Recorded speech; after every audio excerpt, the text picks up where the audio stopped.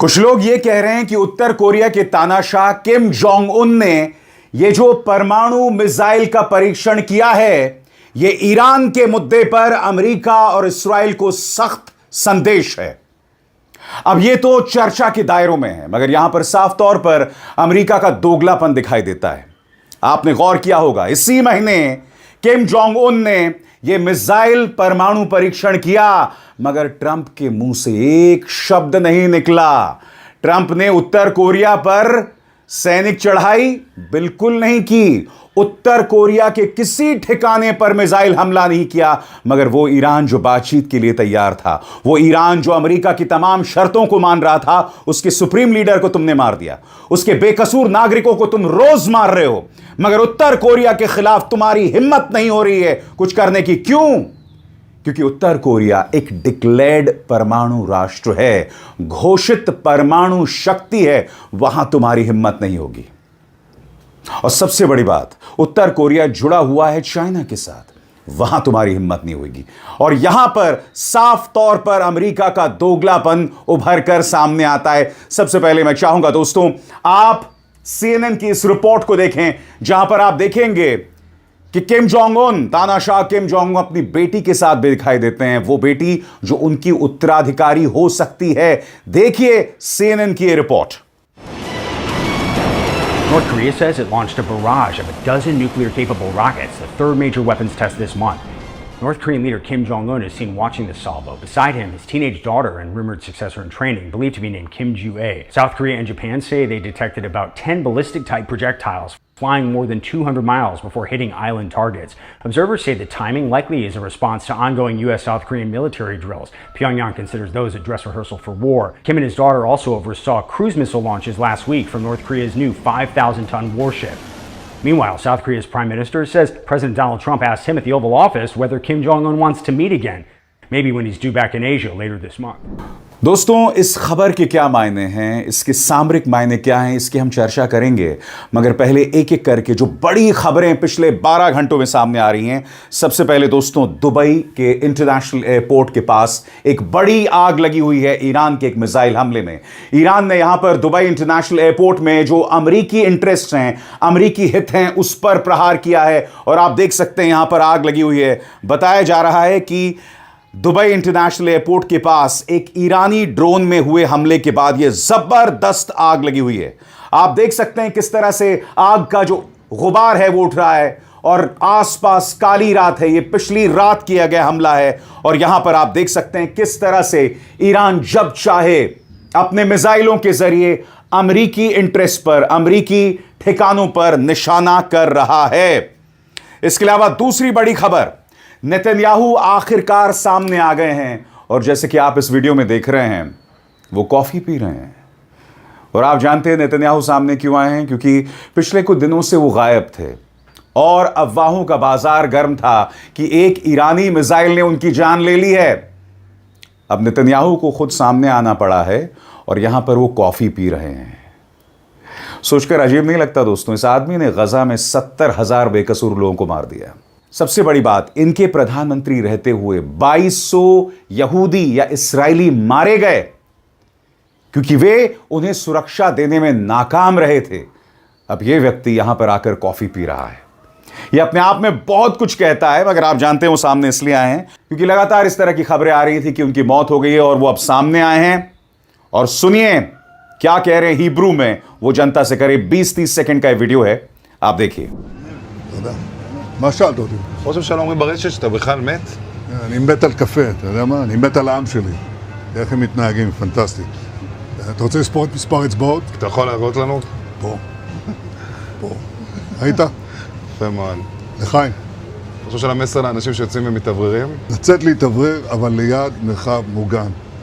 והעמידה שלכם היא מדהימה, נותנת כוח לי, לממשלה, לצה"ל, למוסד. אנחנו עושים דברים אני לא יכול לשתף ברגע זה, אבל עושים דברים מכים באיראן חזק מאוד, גם ביום הזה, גם בלבנון, ממשיכים. אתם אומרים לי להמשיך? אני אומר לכולכם, גם אתם תמשיכו. תמשיכו להישמע להוראות פיקוד העורף, כל הזמן, להישמע להוראות פיקוד העורף, וגם לראשי הערים, להיות תמיד ליד מרחב מוגן. ואנחנו נקל ככל שהדבר ניתן.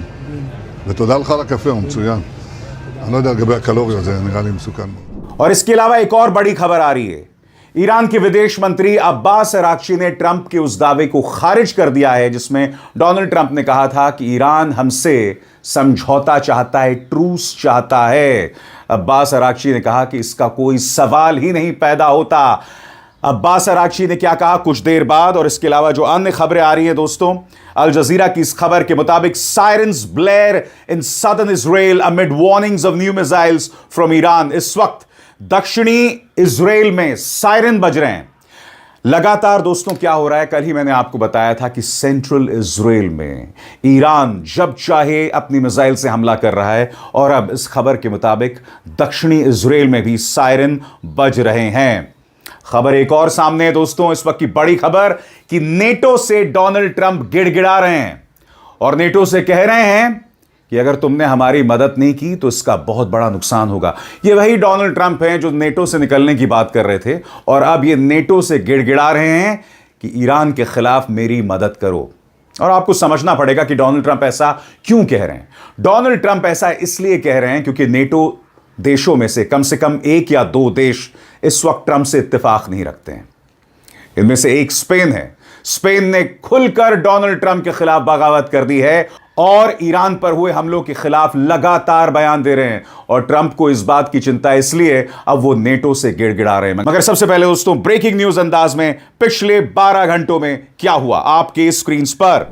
America और इस्राएल की सेनाएं ईरान पर भारी हमले कर रही है, जिनमें तेहरान, हमदान और इस्फाहान जैसे शहर निशाने पर हैं। इस बीच ईरान भी जवाबी हमले कर रहा है और कई इस्राएली शहरों को नुकसान पहुंचा रहा है। ईरान के विदेश मंत्री अब्बास अराक्ची ने अमेरिका के राष्ट्रपति डोनाल्ड ट्रंप के उस दावे को खारिज कर दिया है कि तेहरान युद्ध विराम यानी ट्रूस की बातचीत करना चाहता है। इस्राएल ने दक्षिणी लेबनान पर नए हमलों की लहर शुरू कर दी है और सीमा पर टैंक व सैन्य बल इकट्ठे कर रहा है। लेबनान में मरने वालों की संख्या 850 पहुंच गई है, जिनमें 100 से ज्यादा बच्चे भी शामिल हैं। अमेरिका के ऊर्जा मंत्री क्रिस राइट ने कहा है कि उन्हें उम्मीद है कि ईरान के साथ चल रहा युद्ध अगले कुछ हफ्तों में खत्म हो सकता है। इसे बाजारों को शांत करने की कोशिश के तौर पर देखा जा रहा है। रॉकेट और ड्रोन से बगदाद के इंटरनेशनल एयरपोर्ट को निशाना बनाया गया, जहां अमेरिकी राजनयिक मिशन है। वहीं बहरीन, कुवैत, कतर और सऊदी अरब ने बताया कि उन्होंने ड्रोन और मिसाइलों को रास्ते में ही इंटरसेप्ट कर लिया है। मगर हकीकत यह है दोस्तों कि कई जगह पर इस्राएल के इंटरसेप्टर्स खत्म हो रहे हैं। कल इसी मंच पर मैंने आपको बताया था कि इस वक्त इस्राएल जो है वो गिड़गिड़ा रहा है कि हमें और इंटरसेप्टर्स चाहिए, क्योंकि ईरान जहां चाहे वहां हमला कर रहा है। मगर आपके लिए बहुत जरूरी हो जाता है कि डोनाल्ड ट्रंप ने अपनी तरफ से एक शिगुफा छोड़ा था कि ईरान हमसे बातचीत करना चाहता है, समझौता करना चाहता है। अब्बास अराक्ची ने कह दिया सवाल ही नहीं पैदा होता है, और ट्रंप झूठ बोल रहे हैं। ट्रंप के इस बयान से साफ हो जाता है कि ट्रंप खुद किस दबाव में हैं। एक तरफ वो कहते हैं कि हम ईरान को बर्बाद कर देंगे, और दूसरी तरफ जैसे कि वो कहते हैं फेक न्यूज का प्रचार प्रसार करते हैं कि ईरान हमसे बातचीत चाहता है। और अब्बास अराक्ची ने इस पर करारा प्रहार किया है। आपकी स्क्रीन पर अब्बास अराक्ची ने दरअसल क्या कहा। ईरान के विदेश मंत्री अब्बास अराक्ची ने अमेरिकी राष्ट्रपति डोनाल्ड ट्रंप के उस दावे को साफ साफ खारिज कर दिया है जिसमें ट्रंप ने कहा था कि ईरान युद्ध रोकने के लिए डील या युद्ध विराम चाहता है। सबसे पहले जानिए कि ट्रंप ने कहा क्या था। ट्रंप ने हाल के बयान में कहा था कि ईरान डील करना चाहता है और युद्ध खत्म करने के लिए रास्ता ढूंढ रहा है। उन्होंने इसे इस तरह से पेश किया कि अमेरिका सैन्य दबाव काम कर रहा है और ईरान अब लड़ाई रोकना चाहता है। अराक्ची ने इस पर क्या जवाब दिया। अराक्ची ने कहा हमने कभी युद्ध विराम नहीं मांगा और न ही अमेरिका से बातचीत की मांग की। उन्होंने यह भी कहा कि ईरान अभी अमेरिका से बातचीत में दिलचस्पी नहीं रखता। उनका आरोप है कि युद्ध अमेरिका और ट्रंप ने शुरू किया, इसलिए ईरान खुद को सिर्फ आत्मरक्षा में यानी सेल्फ डिफेंस में लड़ रहा है। आपको समझना पड़ेगा यह कहीं ना कहीं ईरान की एक और साइकोलॉजिकल जीत है, क्योंकि ईरान साफ तौर पर कह रहा है कि भाई जब जंग हमने नहीं शुरू की तो युद्ध विराम हम क्यों मांगेंगे। गौर फरमाएं दोस्तों, ईरान के अनुसार नंबर 1, जब तक अमेरिका और इजराइल के हमले बंद नहीं होते तब तक युद्ध विराम की बात नहीं होगी। पहले अमेरिका को यह बताना होगा कि हमला क्यों शुरू किया गया, तभी आगे कोई बातचीत संभव है। फिलहाल ईरान का फोकस लड़ाई जारी रखने और जवाबी कार्रवाई पर है, जो हर तरफ दिखाई दे रहा है। दुबई इंटरनेशनल एयरपोर्ट का यह नजारा देखिए, जो कुछ देर पहले मैंने आपको दिखाया था। आग का यह अंबार, यह तूफान जो दिखाई दे रहा है। और जैसे मैंने बताया, इस्राएल के इंटरसेप्टर्स लगातार खत्म हो रहे हैं। कार्यक्रम की शुरुआत मैंने किससे की थी दोस्तों? उत्तर कोरिया के इसी महीने परमाणु मिसाइल परीक्षण से। मगर जैसे मैंने बताया कि अमेरिका ने एक शब्द नहीं कहा, एक शब्द नहीं कहा। इससे पता चलता है इनके दोगलेपन के बारे में, इनके दोहरे मापदंड के बारे में। और बहुत जरूरी हो जाता है दोस्तों यह जानना कि उत्तर कोरिया ने यह जो टेस्ट किया है इसके मायने क्या हैं। अब मैं आपके सामने सरल अंदाज में रखना चाहता हूं कि इस टेस्ट, इस न्यूक्लियर मिसाइल टेस्ट के मायने क्या हैं। क्या उत्तर कोरिया इसके जरिए ईरान के मुद्दे पर अमेरिका को संदेश दे रहा है? गौर फरमाएं। सबसे पहले खबर क्या है? 14-15 मार्च 2026 को उत्तर कोरिया ने अपने पूर्वी तट से लगभग 10 से 12 बड़े 600 मिलीमीटर रॉकेट दागे। ये रॉकेट जापान सागर, ईस्ट सी ऑफ जापान की दिशा में छोड़े गए। उत्तर कोरिया के नेता किम जोंग उन ने खुद इस सैन्य अभ्यास को देखा अपनी बेटी के साथ। सरकारी media Korean central news agency KCNA के मुताबिक रॉकेट ने 360 किलोमीटर से ज्यादा दूर एक टारगेट द्वीप को हिट किया। दक्षिण कोरिया की सेना ने भी लगभग 10 short range ballistic projectile detect करने की पुष्टि की है। अब आपके जहन में सवाल होगा कि जिस मिसाइल के जरिए इन्होंने परीक्षण किया है वो दरअसल है क्या? गौर फरमाएं। यह 600 millimetre super large multiple rocket launcher system है। उत्तर कोरिया का दावा है कि इसमें हवासन 31 टैक्टिकल न्यूक्लियर वॉरहेड लगाया जा सकता है। इसकी रेंज लगभग 380 से 420 किलोमीटर बताई जाती है, जिससे लगभग पूरा दक्षिण कोरिया निशाने पर आ सकता है। अब आपके जहन में सवाल कि उत्तर कोरिया ने दरअसल यह किया क्यों? तो सबसे बड़ा कारण मेरे हिसाब से ईरान को लेकर उत्तर कोरिया कहीं ना कहीं अमेरिका को एक संदेश दे रहा है। अब यह संदेश क्या है कोई नहीं जानता, मगर इसके अलावा और क्या क्या कारण सामने उभर कर आ रहे हैं, गौर फरमाएं। यह लॉन्च उस समय हुआ है जब अमेरिका और दक्षिण कोरिया फ्रीडम शील्ड नाम का संयुक्त सैन्य अभ्यास कर रहे हैं। उत्तर कोरिया इन अभ्यासों को अक्सर हमले की तैयारी बताकर विरोध करता है। इसका महत्व, नंबर 1, न्यूक्लियर खतरा ज्यादा गंभीर। अब सिर्फ लंबी दूरी की मिसाइल ही नहीं बल्कि छोटी दूरी के रॉकेट भी न्यूक्लियर हो सकते हैं। नंबर 2, डिफेंस के लिए मुश्किल। एक साथ कई रॉकेट छोड़े जाएं तो उन्हें रोकना मिसाइल डिफेंस सिस्टम के लिए कठिन हो जाता है। नंबर 3, दक्षिण कोरिया और अमेरिका पर दबाव। इससे सियोल और अमेरिका बेस सीधे खतरे में आ जाते हैं। नंबर 4, न्यूक्लियर तनाव बढ़ सकता है। ऐसे टेस्ट एशिया में न्यूक्लियर हथियारों की दौड़ और तनाव बढ़ा सकते हैं। दोस्तों, इस व्यक्ति यानी डोनाल्ड ट्रंप को हर गुजरते लम्हे के साथ दुनिया को खतरे की तरफ ढकेल दिया। आप मुझे बताइए, अगर ट्रंप के तेवर ना होते तो क्या मध्य पूर्व में इस वक्त आग लगी होती? बताइए। हर गुजरते दिनों के साथ ये अमेरिका की साख को बर्बाद कर रहा है। हर गुजरते लम्हे के साथ एक अमेरिकी पासपोर्ट इस दुनिया में शर्मिंदगी का सबब बनेगा। और अब डोनाल्ड ट्रंप नेटो से गिड़गिड़ा रहे हैं। सबसे बड़ी बात दोस्तों, इस नेटो का हिस्सा 2 देश हैं, स्पेन और टर्की।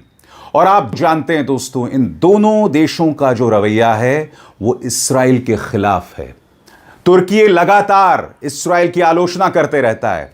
तुर्की के अगर आप ऑफिशियल मीडिया को देखें, TRT वर्ल्ड को देखें, तो वो लगातार ईरान का समर्थन कर रहा है, बावजूद इसके कि वो नेटो का हिस्सा है।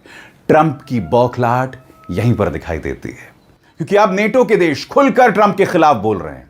और ऐसा पहले कभी नहीं हुआ है, ऐसा पहले कभी नहीं हुआ है। नेटो और अमेरिका हमेशा एकजुट रहे हैं, एक साथ इन्होंने कार्रवाई की है।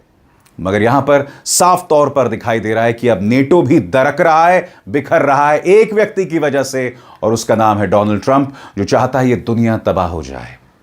और इस तबाही में उसका साझेदार कोई और नहीं, इस्राएल के प्रधानमंत्री बेंजामिन नेतन्याहू।